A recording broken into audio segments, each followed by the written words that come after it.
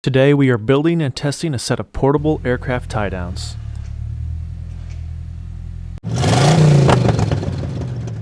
At most airports you go to, if they have tie-downs, they're going to have something like this. You're going to have a 3/8 to a 1/2 inch nylon rope in some permanent tie-downs, usually on the ramp. Their condition varies from almost new to pretty questionable, let's just say. I kind of got in the habit of bringing my own tie-downs. Instead of rope, I figured why not some pull straps. Pretty much standard pull straps with hooks, and you just pull, tension them, push to release. Later on, I learned that pull straps are not ideal because you don't want to have the aircraft under tension all the time. That's the only way these stay hooked.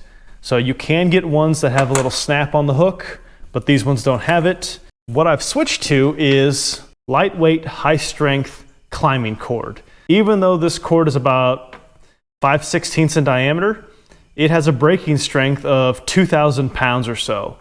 That breaking strength gets reduced every time you put a knot in it. I understand that, but still, putting 3 of these on an aircraft that weighs less than 1,000 pounds is more than adequate. So the other big advantage of the smaller, high-strength cord is it takes up a lot less space and it's lighter. Here we have 60 feet of cord. We have 3 20-footers, and that's probably overkill for tying down my aircraft, but having a little extra length never hurts.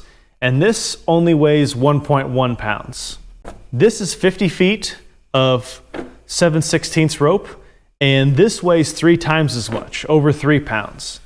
And the ratchet straps I used previously, these weigh about 1.7 pounds, so they still weigh more than the high-strength cords, and this is a better solution overall. So these all work by themselves if you're at an airport that has tie-downs built in. But what if you land at a grass strip that doesn't have tie-downs? If you go to Oshkosh, for instance, you have to bring your own tie-downs or buy them on site. A number of years ago, the EAA published a set of build-your-own tie-downs in one of their magazines, and these plans are still offered today for free on their website. I'll post a link in the description below. So we're going to build a set, and then we're also going to test them to see how much force it takes to pull them out of the ground, because I'm curious, and I'm sure you are too. Before we do that though, if you'd go ahead and hit that subscribe button, I'd really appreciate it. So we're going to get started by cutting the stakes. These are made from 1/4 inch cold rolled steel rod, and you need 8 of them, 18 inches long. After a quick deburr, we're going to measure and mark a 1/2 inch from one end of each of the 8 rods. The head of each one of the stakes is formed by threading the top of each rod and putting 2 nuts with a washer sandwich in between. Here I've got the stake clamped up in a vise, and I'm just threading it by hand. I'm using 1/4 28 threads with some flange nuts because I already had them laying around from a different project, but if you're following the plans, it's going to say to use 2 regular nuts with the washer sandwiched in between. I'm omitting the washer because I don't need it with these nuts. After tightening the nuts against each other to lock them in place, we're going to drop the rod down in the vise and then peen the top of it with a hammer. And this is just going to lock both of those nuts in place, make sure they don't go anywhere. The last thing to do to complete the stakes is to grind a point on the other end so it's easy to drive in the ground. The plans say a 90-degree point is plenty because anything else won't stay sharp. Now when it comes to the plates, I'm going to cheat a little bit and use my CNC plasma cutter. But honestly, these are pretty simple. If you have a grinder and a drill press, you can cut these out of 1/8 inch plate. It's just going to take you longer. After a quick blast, we're going to prime them and paint them with some bright orange paint to make sure they're easy to see when they get dropped in the grass. Now that we have our tie-downs all painted and ready to go, we're going to need something to drive them into the ground with, and that means a hammer. Because in an airplane you're always concerned about space and weight, I looked around for some lightweight hammers, and Mountain Safety Research makes a really nice lightweight camp hammer, and it's listed as 11 ounces, and it's stainless steel and aluminum handle, but it's $50. I figured I would pick up a cheap hammer like this $5 16-ounce rip hammer from Harbor Freight and see if I can modify it. Let's see what this thing weighs out of the gate, and it looks like it's right at 21 ounces, let's call it. So let's see how much weight we can cut off of this and still keep it a useful hammer. All right, so here's what my rough plan is. I'm thinking I can cut the head of this hammer off somewhere in this range here, have a larger flat strike face, take a bunch of weight off the hammer, but still leave the claws. And so the reason I'm leaving the claws is they're useful for pulling the stakes out of the ground, at least get them started. And then also, in terms of like airplane camping, if you need to, dig a latrine hole or something like that, these claws are pretty handy for that sort of thing also. I may thin them up a little bit to remove some weight, but I'm going to start with cutting the strike face off and then cleaning this up here. Probably not going to cut that far back, actually. Probably going to cut it more in this range. So I'm going to be careful not to try to burn the wood out of it. I don't want to have to modify that. So let's get to it.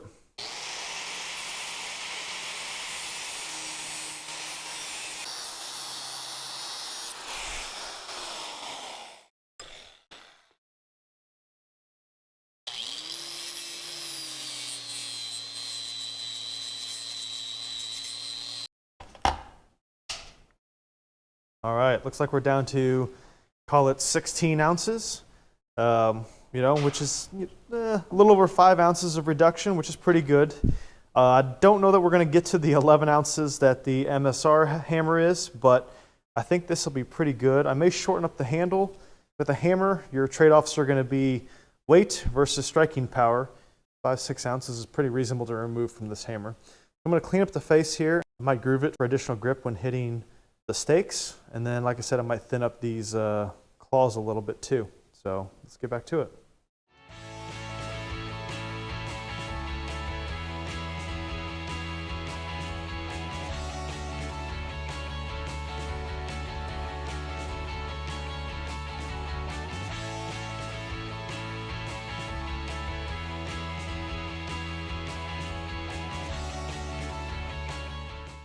All right, so I think this is what I'm going to go with. And you can see I've chopped off the front of the hammer here, and then I've grooved it. And the grooving is simply because when you're driving in a stake on a smooth face hammer, it can slip off, right? So if this was a strike face, you're going to have that slippage, which is annoying and can be dangerous. So the grooves help it lock in when you're driving in a stake in both directions. No matter how off center you strike the stake, it'll catch it and drive it in. And then I shortened up the claw end a little bit, and opened it up so that it'll still work for pulling out my stakes when I need to. All right, so let's see what it weighs. All right, just under 15, about 14.5 ounces. We lost 6 ounces plus, so that's a pretty good drop in weight. And I don't want to cut so much weight out of it that it's no longer useful as a hammer. Obviously, I could cut the handle shorter and lose some leverage, and I could just, take a whole bunch of material out of the head, but at this point, I'm happy with it and calling that good for my purposes. So now the only thing left to do is actually test the tie downs. All right, for the test, we're going to use one of the wing tie downs, meaning it uses 3 stakes. We're going to drive them in toward the middle like it says in the instructions. I've got a short piece of the high strength climbing cord, and we're going to connect that to a scale and then to the winch of the truggy. So the crane scale I'm using here has a maximum capacity of 660 pounds. If we max that out, I think that'd be great, because then a 1,000-pound airplane with 3 tie downs that'll hold 660 pounds, plenty of capacity. The winch line is up at about a 45-degree angle, which should require a lot more force to pull these out of the ground because you're pulling against the stakes.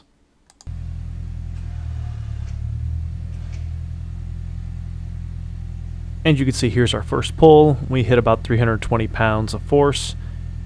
And after a while, that force starts to drop off as, the rope tensions and the mount itself starts moving the grass a little bit. So we'll go ahead and give it a couple more. See, it drops down below 300, and there's a little bit of space underneath the plate. Next pull, and you can see we move the mount a lot this time.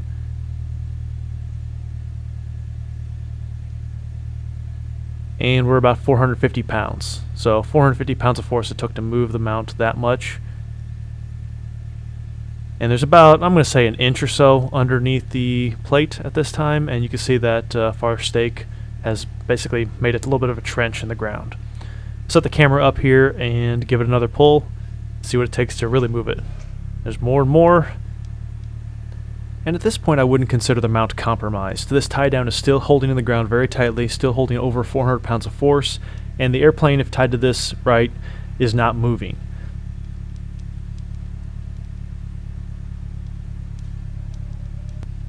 And remember, these stakes are 18 inches long, so it's going to take a lot more force to pull them out. At this point, you know, they're about halfway out, thereabouts, and we're still holding 420, 430 pounds of force. Let's see what it takes to pull them all the way out. And there we go. Now we've lost our mount. The airplane at this point would not be tied down on this wing anymore. And now our stakes look like Wolverine's claws, so we'll have to straighten those out before we use them again.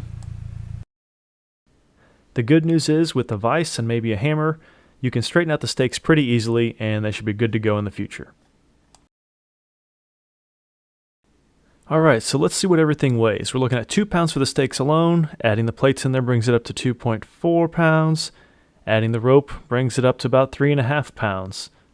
We need our lightweight hammer, which should add about 1 pound. And it does, so 4.5 pounds there. Last thing we have is a carrying case, and this is just an old case from a tripod. I use the camera tripod a lot, but I've literally never used the case for it, so we might as well throw that in there. And it looks like the steady total is about 4.6 pounds. So under 5 pounds, we've got a complete set of tie-downs for the airplane, including ropes, a hammer, and a case. Not bad. Anyway, I hope that helps or gives you some ideas. Safe flying, thanks for watching, we'll see you next time.